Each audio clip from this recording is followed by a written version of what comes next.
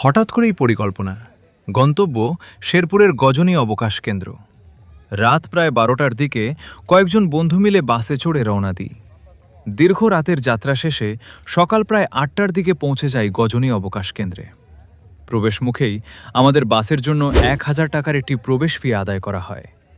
বিষয়টি নিয়ে তাৎক্ষণিকভাবে জেলা প্রশাসকের ডিসির সঙ্গে ফোনে যোগাযোগ করে ফি সম্পর্কে নিশ্চিত হই।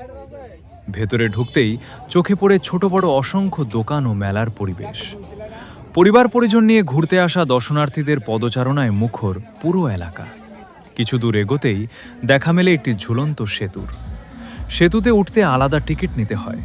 যদিও টাকার পরিমাণ খুব বেশি নয়, তবে সেতুর ওপর দাঁড়িয়ে চারপাশের প্রাকৃতিক সৌন্দর্য উপভোগ করার অনুভূতি ছিল দারুণ। পাশেই জেলা প্রশাসনের উদ্যোগে গড়ে তোলা একটি স্টলে চোখে পড়ে মাটির তৈরি হাঁড়িপাতিল, বাঁশ ও নারিকেলের খোল দিয়ে তৈরি বিভিন্ন নান্দনিক হস্তশিল্প।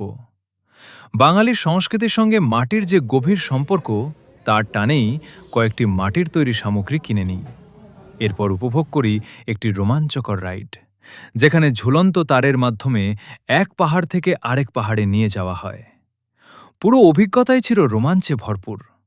তবে আনন্দ ভ্রমণের মধ্যেই ঘটে এক ভিন্ন অভিজ্ঞতা। অবকাশ কেন্দ্রের একপাশে একটি বড় জঙ্গল দেখতে পেয়ে কৌতূহলবশত সেখানে প্রবেশের চেষ্টা করি। পরে স্থানীয় কয়েকজনের সঙ্গে কথা বলে জানতে পারি, ওই এলাকাকে ঘিরে মাদক ব্যবসার একটি চক্র সক্রিয় থাকার গুঞ্জন রয়েছে। তবে এ বিষয়ে আমাদের হাতে কোনো প্রত্যক্ষ প্রমাণ মেলেনি এবং আইনশৃঙ্খলা বাহিনীর পক্ষ থেকেও এমন কোনো তথ্য নিশ্চিত করা হয়নি। আপনারা 500 আর 10 জন শুনেন, যে জায়গায় যে পাওয়ার, বুঝলেন, জঙ্গলে আপনার পাওয়ার নাই। আমি নিষেধ করতেছি সাধারণ মানুষ। না কাকা ঠিক আছে। না ঠিক আছে ঠিক আছে। ওই জায়গায় গেলে আপনার কথা মানো লাগবে।